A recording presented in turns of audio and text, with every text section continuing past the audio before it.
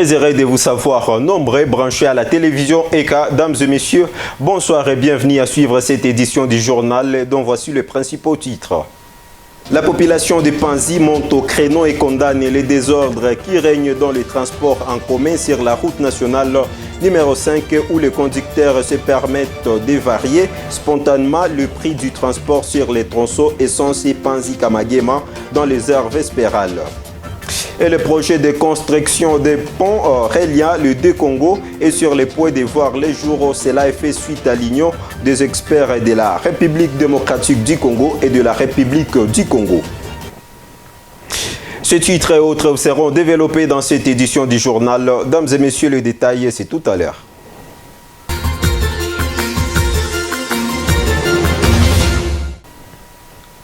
Je l'ai dit au sommaire, la population de Panzi alerte sur les désordres qui règnent dans le transport en commun sur la route nationale numéro 5, notamment sur les tronçons Panzi-Kamagema où plusieurs cas ont été signalés. Commentaire de Joël Moupenda. Au cours d'une interview nous accordée ce mardi 21 janvier, l'acteur sociopolitique Gervais Bandibana Moudéroy de Panzi pointe du doigt les conducteurs comme étant des acteurs du désordre liés aux variations spontanées du prix du transport sur ces tronçons. Selon lui, ces changements de prix prennent des allures importantes pendant les heures vespérales, ce qui perturbe la mobilité de la population. Il souligne également les comportements irresponsables de certains conducteurs ivres pendant les heures de travail. Cela serait à l'origine des accidents et d'autres faits qui nuisent au confort des passagers. Il déplore la pratique de lavage des véhicules sur cette route, une situation qui est à la base de la destruction de la chaussée et appelle les autorités compétentes à prendre des mesures pour réguler ce secteur. Nous assistons à un désordre notoire au niveau de la RN5 à partir de l'essence jusqu'à Kamagema, causé toujours par les conducteurs des engins roulables, le Bajaj. Alors, je lance un cri d'alarme aux autorités compétentes qu'elles prennent les mesures sérieuses. Je lance un appel aux acteurs de la société civile de faire hausser la voix, de faire passer ces messages, de défendre la noble cause de la société.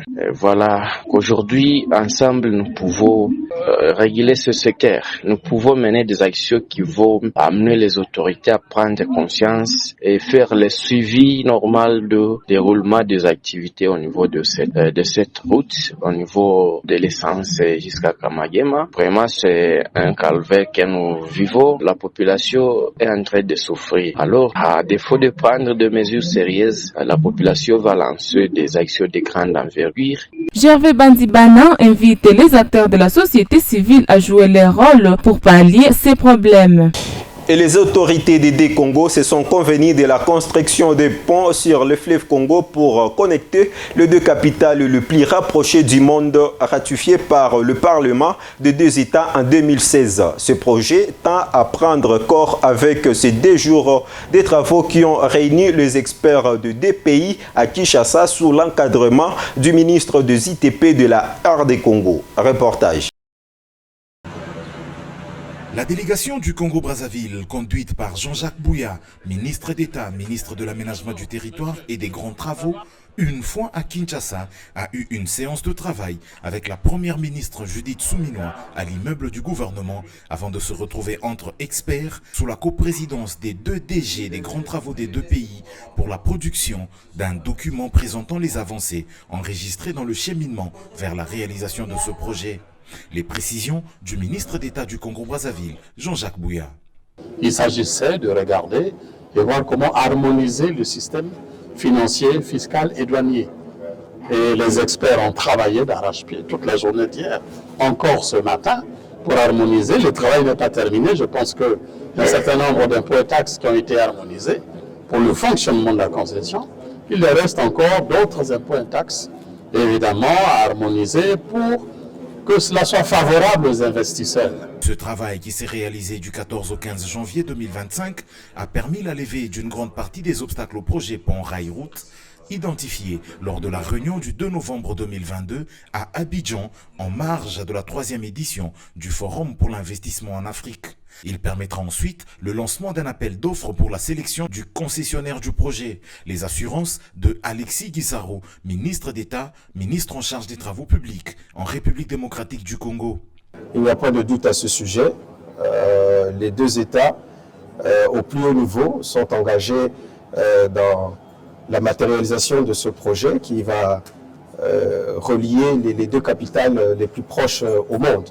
L'objectif recherché, c'est de booster les échanges, d'abord humains, parce que nous sommes deux peuples frères, mais aussi les échanges économiques, parce que l'Afrique a tout à gagner à être interconnectés. Dans la suite de cette activité, le 27 et le 28 janvier prochain, les deux régies douanières de deux pays se rencontreront à Kinshasa pour parfaire le régime fiscal et le 29 janvier, ce sera la grande commission qui validera le travail. Cette étape constituera un grand pas vers la mise en œuvre de cet ouvrage stratégique qui, une fois réalisé, stimulera l'intégration régionale et le développement économique.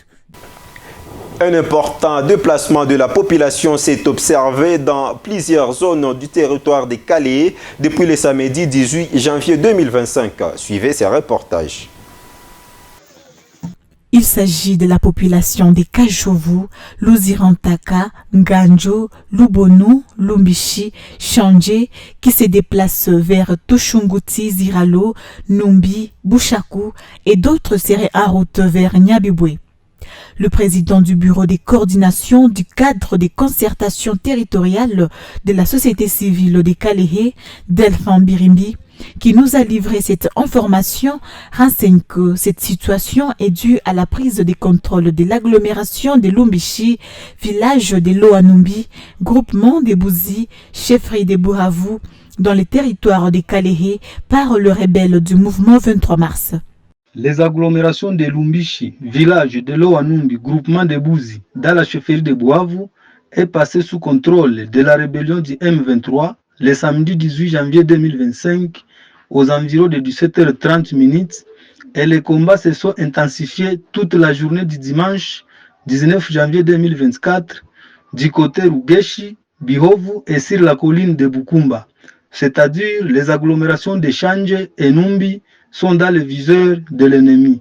Par ailleurs, Delphin Birimbi demande au gouvernement congolais et aux partenaires humanitaires d'envisager urgemment des assistances à plus de 200 000 déplacés dans les différentes entités précédemment citées.